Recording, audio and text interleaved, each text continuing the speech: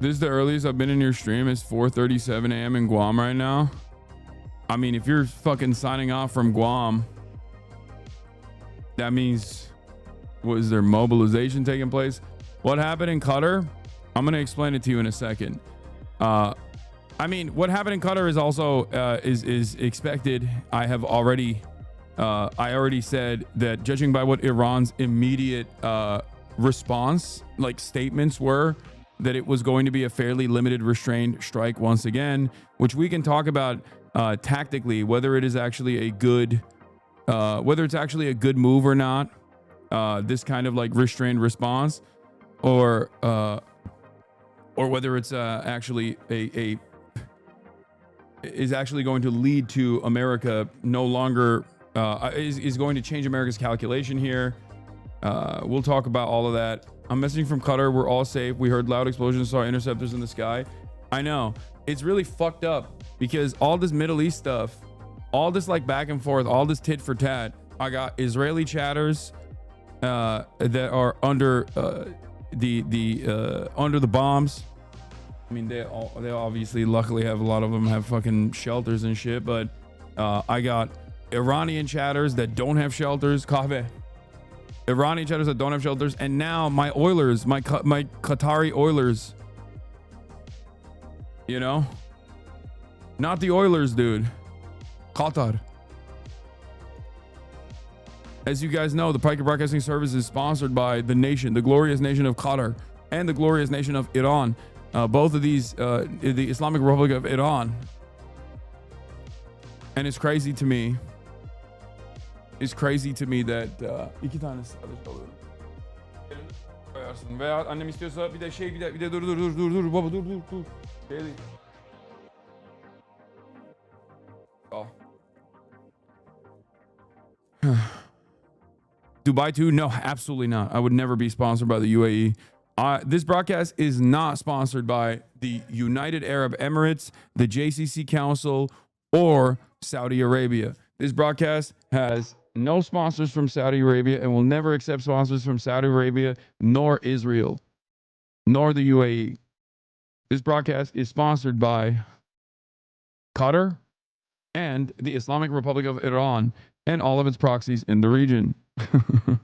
Anyway, sponsored by Yemen, the richest country on the planet, rich in bravery.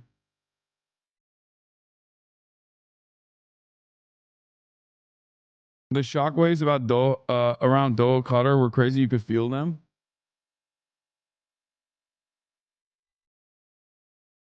Manchester'ın sponsoru kim? Ne bileyim amına koyayım. Is Manchester United sponsored by Saudi Arabia? I wouldn't be surprising. I don't know anything about that. All right, so let's get started. Do we have the Al Jazeera feed? Because someone sent me the Al Jazeera feed. Actually, you know what? I'll just click into it live myself. And I don't know if there's a Themasius playlist ready to go, ready to rip, but unless he is offered a face-saving way out of this, and by opting again for a very careful, cautious response, he is signaling to the United States that he is still willing and able to take that path. But it would require two things, I believe. One is that the United States basically puts itself between Iran and Israel. Not on the... Okay, well, we won't do the live updates first. Let's get started with For anyone just joined. Iran launches missiles targeting U.S. base in Qatar. Okay, all right. Let's just get right to it.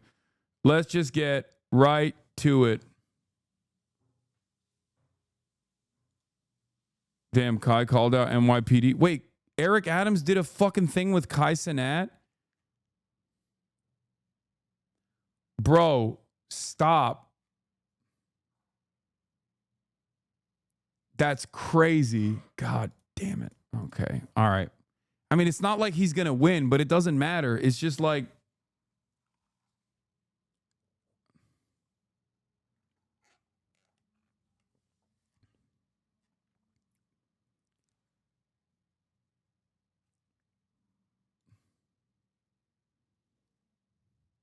you predicted this word for word? Yeah. That's a big L for Kai. Actually, that's a straight up L for Kai, dude. You don't need to fucking offer a platform to Eric Adams. Are you kidding me? He sucks. Doing with Zoran.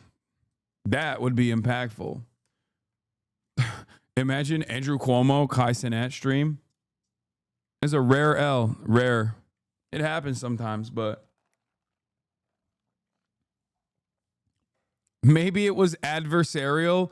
Yeah, no, it wasn't fucking adversarial, dude. What are you talking about? Kai's not like gonna do journalism against the fucking current corrupt mayor of New York. At most, I guess asked him about why the NYPD was doing some bullshit to Phantom's car. That my friend like Phantom could like probably get like an apology for what you happened. Must be salivating right now after Iran attacked Qatar. Wait, why would I be salivating? What does that even mean? Like an apology from like whether it's from the police department or some type of apology because he was done wrong. Like he was done wrong, and it's like with the situation with the car. With the car. Let me look at him and see what happened. The car. Let me see what. Yeah. Let me see exactly what happened. If something was done wrong, he'll get an apology. Yeah. Let me see exactly what happened because this is news to me. I don't know what happened. Yeah. You know? Because normally nobody's just gonna roll on you and take your car. Yeah. So you're saying he was? No, that actually happened. No. Okay. Yeah. Okay. Well, I'm sure everybody has video cameras now. Yeah. So Yeah. Bro, if you're gonna press him, like, I mean, the NYPD doing some fuck shit to Phantom's car is already messed up for sure. But it's like, you know, that's the NYPD, man. If you want to press the mayor on some shit, especially about the NYPD, considering that he's already a fucking cop, like Eric Adams is literally a cop. There is so much more you could be pressing him on. Not that the NYPD is ever gonna fucking. Not that the NYPD is ever gonna apologize anyway. Yeah. So you should have Phantom call me. Okay. Where is he? I'll get the info. Is he from New York? Yeah, he's from New York. Yes, the Bronx. He came back. Huh? He's back. Nah, he's back. He be out here, but we. Look at Eric Adams acting like he doesn't know. He goes, "Is he from New York? Oh, he came back. Like, okay, so you knew that Phantom wasn't around. Okay."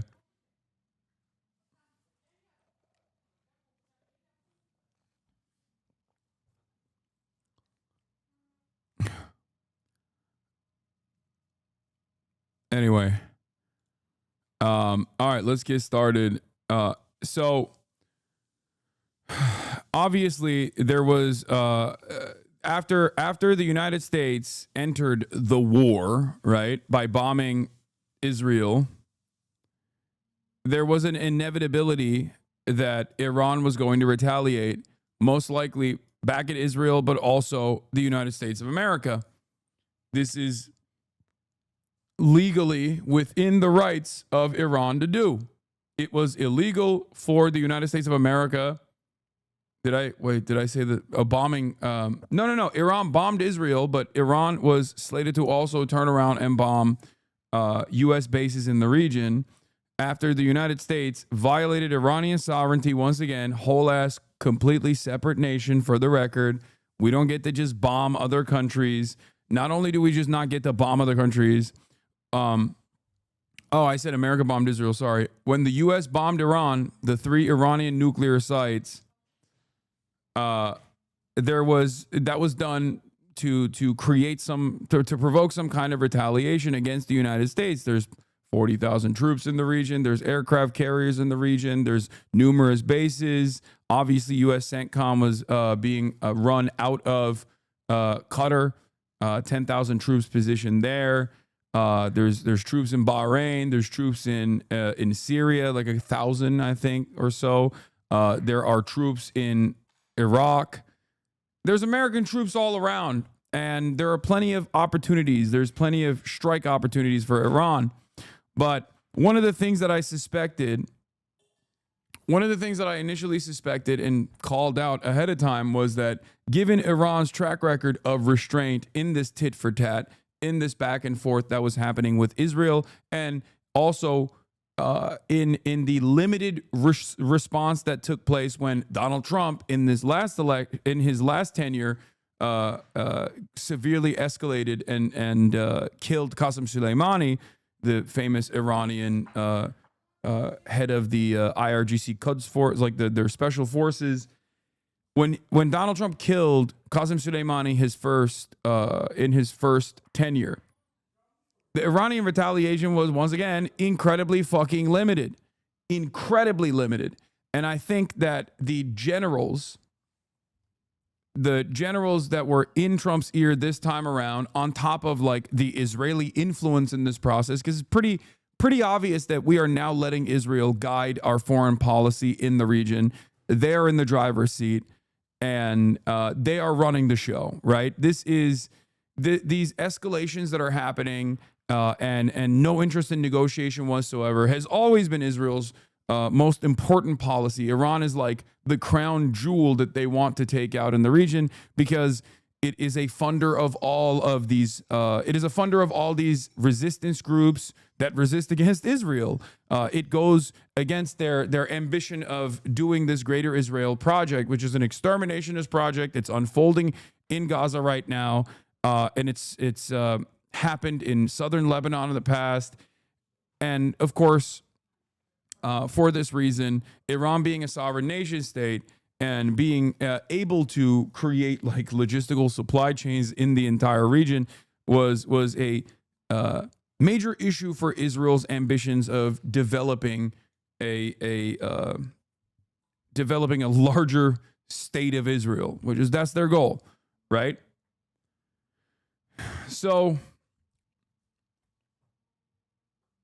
this obviously is against America's interests in the region as well, because America is aligned with Israel on this. Israel is an extension of American imperialism in the region, and Israel is a forward operating base for the United States of America, as I've said time and time again. It is an unsinkable aircraft carrier. It has its own espionage capabilities. It is it plays a very important role in all of our operations in the Middle East, a resource-rich region that we want to dominate and control. Obviously, considering the entire, considering the other Gulf nation states, Saudi Arabia and Qatar as well, and the UAE and every other Gulf region oil-rich nation state is completely in the pocket of the U.S. empire. Iran is the one that does not play ball. And for a very long time, the goal for America and Israel has been to basically either implement a puppet regime in Iran, as they had done so in the past, or why is everybody fucking freaking out about the way I say Qatar? Shut the fuck up. Why is this the major point here? Okay. Yeah, Olaf Berserker. I come here for the laughs. I know, brother. You're a real berserker. You're a real Nord, okay? You're a real white supremacist Nord, I promise. You are just like Vikings. You are just like the Vikings. Keep up the pillage. Keep up the pillage, big dog. Anyway, so that's how you pronounce it. But when America entered this conflict to strike at the nuclear facilities, which is a violation of numerous different international rules that were set in and of itself, because you can't just strike nuclear facilities just because you felt like it. In the midst of a denuclearization negotiation that was taking place, they did so because they were following through on Israel's ambition. Okay? This is Israel's goal. America's goal in the past was to try to use diplomacy against Iran. That was what Barack Obama did.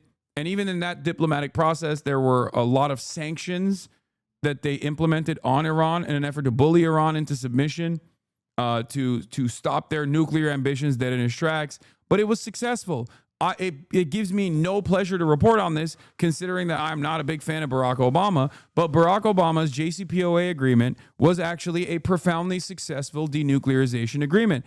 Having said that, however, obviously Donald Trump, the first time when he became president, immediately geared by the hundreds of millions of dollars that he had gotten from the Adelsons, at the time it was Sheldon Adelson, and his close relationship with Benjamin Netanyahu, very quickly turned around and cast aside that denuclearization agreement. Iran still followed the denuclearization agreement, regardless of the fact that Donald Trump had actually cast it aside. And then Donald Trump added additional sanctions to the state of Iran, at which point they started nuclear proliferation again. Because the real goal was never to stop the Iranian, the Islamic Republic from getting nukes. The real goal always has been regime change. The casus belli for regime change and the military action necessary to, in their minds, create either regime change or a failed state in Iran was by claiming that they had nukes, WMDs. A lot of Americans who are old enough remember the WMD memes from the Iraq War. They lied about Iraq having weapons of mass destruction, and they used that as a reason for why they had to go to war with Iraq. Now, of course, this came in the aftermath of 2 years of unlimited propaganda post 9/11. It was immediately after 9/11, so obviously people were a lot more invested into going to war, as opposed to doing this in 2025 in the ashes of the war on terror, where everybody fucking understands that America lied to go to war with Iraq, and it was a major fucking L for America in general, and it caused so much instability in the region and had tremendous impact. And it's deeply unpopular, so unpopular that Donald Trump literally ran against the Iraq war in 2016, against Hillary Clinton for supporting the Iraq war, and won. It's not working. The same meta is not really working unless you already have tremendous amounts of motivated reasoning to believe that Iran does have nukes and we have to fucking blow them up. And there are some people who believe that, but clearly, judging by the latest YouGov poll that came out that I posted, 85% of the country does not want to go to war with Iran.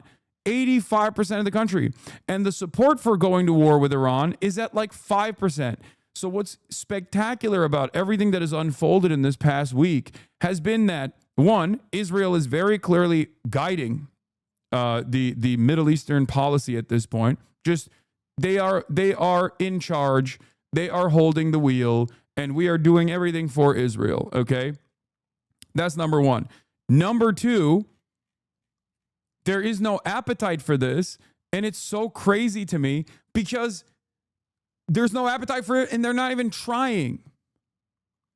They're not even trying to develop consent for it. They're basically saying, no, this is what it means. America first, baby.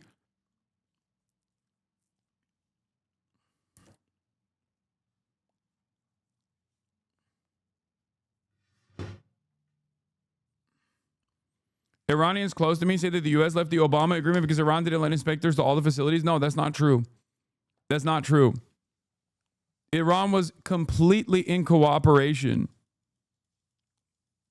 How do you know that Iran complied with the JCPOA post-American withdrawal? Because Iran kept cooperating with international authorities, including the International Atomic Agency, the Atomic Energy Agency. So that's the reason why they knew that they were cooperating. The International Atomic Energy Agency is supposed to be this independent body. 70% of their resources goes to Iran. They only are there to monitor Iran, okay? Having said that, however, they might actually leave the NPT now, for the record. And it seems to me like the Iranian Parliament's National Security Commission has approved the bill on the suspension with the cooperation with the International Atomic Energy Agency. Because of course they're going to do that. Why wouldn't they do that? Why wouldn't they build nukes now? You cannot stop nuclear proliferation by striking a country's nuclear bases that were designed to be deep underground, specifically to avoid exactly what is happening right now. If you wanted to actually get Iran to play ball and not have nuclear proliferation, you had to basically do what Barack Obama did.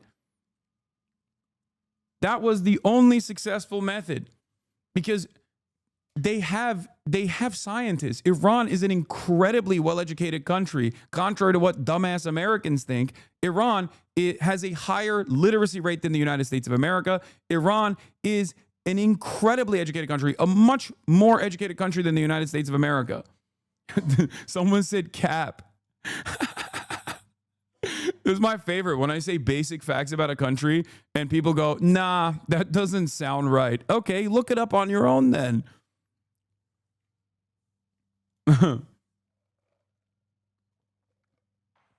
What are you supposed to do? Kill every single scientist in the country? Is that what you're going to do? I mean, if we're up to Israel, that is what they would do. In any case, before we get to the stupid ass Hakeem Jeffries Democrat response, non-response, I just wanted to I know that there's a lot of extra attention and extra eyeballs on this process right now because people are confused, and I wanted to give them like a quick refresher, quick background on this history. America and England destabilized Iran initially because Iran democratically elected a moderate social democrat who wanted to basically keep their own oil, to have sovereignty over their own oil. And England, instead of turning around and saying, all right, you know what, British Petroleum, we are going to play ball. This is your oil after all. We'll design a 50-50 split for the revenue. Instead of saying 50-50 revenue split seems like a good idea. That's fair. Fair is fair, right? They said, fuck no, we're only going to give you 10% of the revenue still. How dare you do this? And then they implemented a coup. And then they installed the British puppet, the Shah. And the Shah was so unpopular, and the Iranians were so upset with their with this severe setback on their own sovereignty that they obviously retaliated. And there was a revolution that took place in Iran against the Shah, a revolution that was backed by the socialist forces, social democratic forces, popular mobilization, and of course, the Islamist forces as well. And the Ayatollahs came into power. People were understandably very upset. Okay? They were understandably very upset at Western involvement and Western destabilization. Took 30 seconds to Google. Iran's literacy rate is 89%. America's 79%. I know. I covered it the other day as well.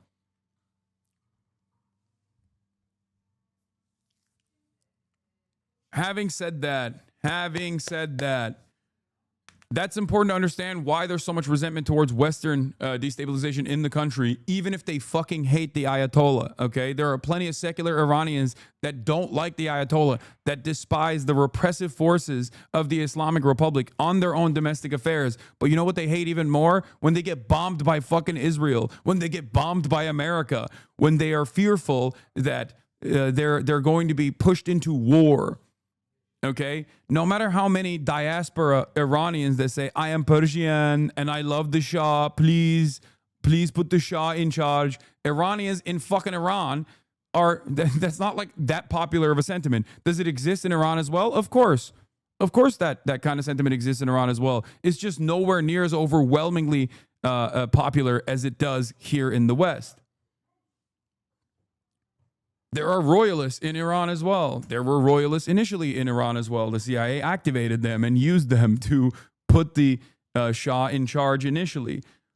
In any case, my point is that is the reason why that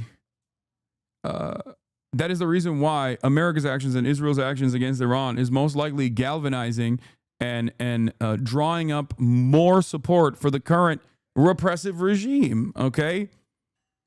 And their repression is negligible in this situation. Obviously, they see what's gone on in Gaza, and they don't want that to fucking happen to Tehran. Are you kidding me? Who the fuck would want that?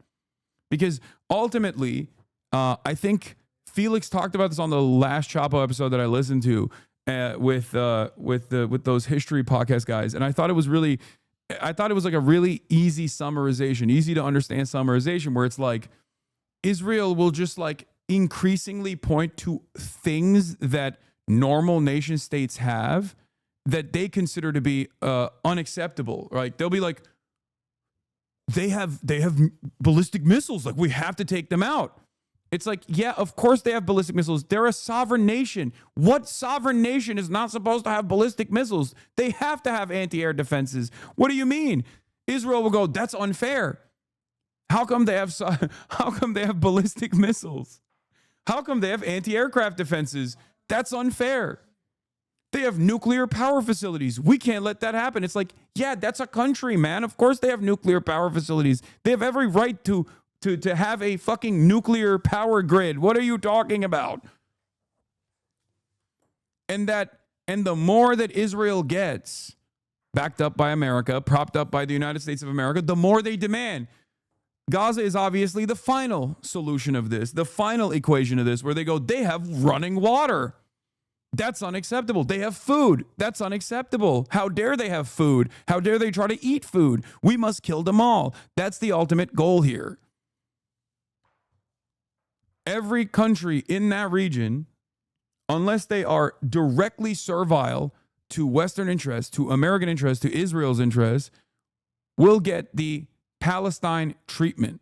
Okay? That's it. It's just a matter of attrition. How quickly can they do this? Do they have the munitions to be able to do this? Do they have the capacity to be able to do this? And it's very clear that they're trying to do it all at once right now, because it feels like this is the last ditch effort of the ally or the extension of the dying empire, the United States of America. So,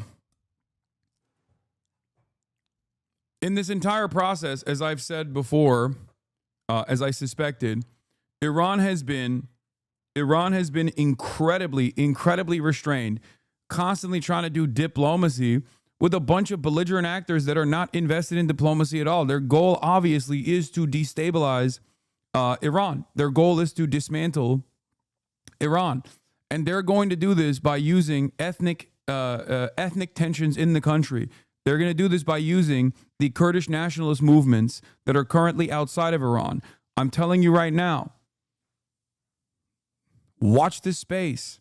They're going to say that the Iranian Kurds have finally had it, and they're going to try to use the Kurdish nationalist movement in Iran against the Iranian state. Just you fucking wait.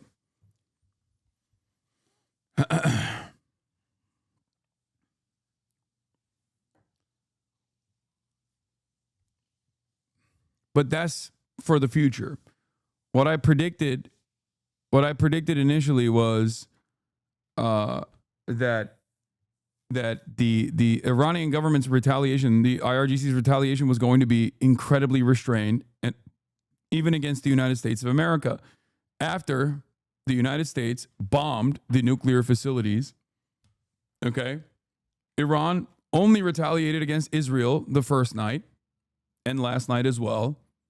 And then today, they finally struck against American assets in the region.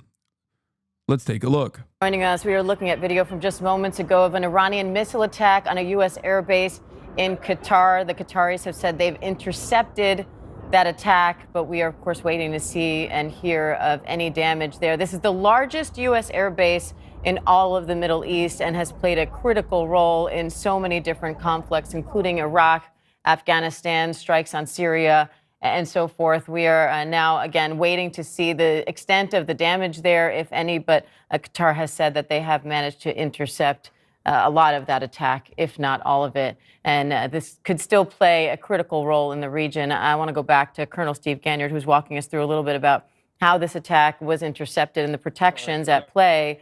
Actually, let's go to Rachel Scott, who's been following the reaction from the White House now. Rachel, we know the president is in the Situation Room now meeting with top leaders. Given this attack was intercepted, if there isn't a lot or any damage for that matter to the base, how much pressure is on President Trump to respond, or could he let this go? Well, politically, this puts President Trump in a very tricky position. The president has been very clear, very direct, that any response from Iran will be met with a far greater response from the United States. But remember, President Trump, as a candidate, campaigned on getting the United States out of foreign conflict. He described himself as a peacemaker, even in his inaugural address. And so you have had this split in the Republican Party. And the president, over the last several days, I was told, was getting a series of phone calls from Republicans on Capitol Hill on different ends of the spectrum about whether the United States should get involved. Some, like Senator Lindsey Graham, urging the president for direct U.S. involvement. Others cautioning the president against it, saying that the United States needs to take a step back here and can support Israel as an ally and a friend, but doesn't need to be directly involved. We know the president's calculus on this started to change. Sources tell me that U.S. officials started to realize that Iran maybe wasn't serious about coming to the table for these nuclear talk discussions. I was also told in the last several days by sources that there was this urgent last-minute attempt to try to get Iranian officials and also U.S. officials in one room, and that President Erdogan of Turkey was trying to broker this meeting, speaking with the president directly at the G7 summit. We know that the president then ended his trip to the G7 summit in Canada abruptly. He traveled right back here to the White House, and every day... Can you explain why you think the Kurds will play ball after being backstabbed by the West at every turn? It's because they do, okay? Because they do, and they will continue to do so. That's it. Since then, he has been meeting with his national security team and his advisors, going over any potential threats to the United States and also the next movements here. But again, the president was very clear about this. In addition to not only warning Iran not to retaliate against the United States, we also heard from the president on social media just yesterday talking about the possibility of regime change. The president saying that it's not politically correct to use that term, but he went on to say that if the Iran supreme leader cannot make Iran great again, why not consider regime change? I had a chance to speak to the White House press secretary earlier today, and I asked her, what did the president exactly mean by that? Is he calling for the United States to get involved to accomplish that? Is he calling for Israel to get involved to accomplish that? Or is he talking about the Iranians? And she was very clear with me that the president was speaking about the Iranian people, saying that it's up to them to decide if they want to rise up to tackle that regime if they don't come to the table for diplomacy. Diane. Rachel, thank you. Andy, and I want to go back to you because we're now hearing the first reaction from Israel to this attack. Yeah, that's right. This was a spokesman for the chief spokesman for the Israeli Defense Forces, Effi Defrin, General Effi Defrin. He was asked about Iran's attacks on U.S. bases, saying that we're following developments that are being reported. We are in touch with our partners in the region. And of course, Israel regards this as more proof of the violence, that Iran is a terrorist state that threatens not just Israel, but the region and the world. We're also hearing from Bahraini state television that they have closed their airspace. The Interior Ministry in Bahrain, which of course is home to the U.S. Fifth Fleet, they moved all the troops. They already said ahead of time that they were going to strike Qatar. It's a symbolic prize. The reason why the markets are up is because this was a de-escalatory retaliation. If the markets are up because they were fucking worried that the Strait of Hormuz was going to be mined. If Iran shut off the Strait of... Iran has options in terms of retaliation here. The maximalist position would have been to continue bombing with long-range ballistic missiles Israel, using their short and medium-range and older munitions on American bases, shutting off the Strait of Hormuz, the 33-kilometer area that 20% of all global oil and a shit ton of commerce goes through, okay? And then maybe even activate whatever remains of like the Hezbollah missile capabilities on Israel as well. That is the maximalist position. And Yemen, of course, as well, would be striking against American positions and also Israel with whatever capabilities they have. That is the maximum position. Or, well, I guess the one position above that is directly lighting oil refineries on fire, okay? This, of course, would have made it, this would have, of course, nuke global trade in its entirety, right? So that was the maximum retaliation. And any other part of that, any component that you remove from that is going to be obviously less severe. This right here, what they did was basically the most limited version where you save face. It's like a save face counterattack because you have to do something because you're a nation state. You're a proud nation state. You're a nation state that has an interest in like defending your own national sovereignty. You have to retaliate. Okay. And the retaliation was largely symbolic. Okay? The retaliation was largely symbolic. It's not a real deterrence at all, considering that Israel has refused to back down from the largely symbolic retaliations that Iran has engaged in so far. And America obviously is the top dog in the fucking region. Okay? And I said that they were most likely going to eat it. They were going to tank the damage. They were going to say the facilities were not that damaged. There's not a state of disrepair. You only gave us a little fucking bruise. It's fine. And we will continue to try and retaliate through legal options that we have, with the hopes that they can get away, and America won't. America will actually come back to the fucking bargaining table and negotiate, and maybe even leave Iran alone. I don't think that's going to happen. I don't think that's going to happen. I don't think that this is in America's plan. I think this is certainly not in Israel's plan. Israel's made that clear. So I do think this is most likely a mistake, but we shall see. As I suspected, the generals who were in Trump's ear about how this at most would resemble the post-Soleimani assassination retaliation may have been correct, significantly limited, even if the target is a higher price symbolically. 3 Iranian officials familiar with the plans said that Iran gave advance notice to Qatari officials that attacks were coming as a way to minimize casualties. The officials said Iran symbolically needed to strike back at the U.S., but at the same time carry it out in a way that allowed all sides an exit ramp. They described it as similar strategy to 2020, when Iran gave Iraq heads up before firing ballistic missiles at an American base in Iraq following the assassination of its top general. Iran also said, according to the Associated Press, that the missile barrage on Qatar was the same number of bombs used by the U.S. on its nuclear sites, signaling a likely desire to de-escalate. The problem here is this is not in Israel's plan. Israel very clearly does not want de-escalation. Israel very clearly does not want the Iranian state to exist. All you are doing at this stage is basically telling the powers in the region that they can do whatever the fuck they want to you as they're doing it to you. Okay? They can do whatever they want to you, and you're never actually going to make them recalculate this decision. Israel has time and time again proven to every country that is paying attention in its neighborhood, in its backyard, that the only way that Israel stands down is if they are forced to stand down, if the cost is too much. Lebanon is the best example of this, of course. Israel invades Lebanon, Hezbollah pushes them back, too many troops die, too many Israeli occupying force, diaper force troops die, they have to fucking recalculate, they have to inevitably pull out, okay? Israel has never, ever backed away, unless America told them to. Israel has never backed away from further military incursion and further land grabs unless they are forced to stand down. Okay?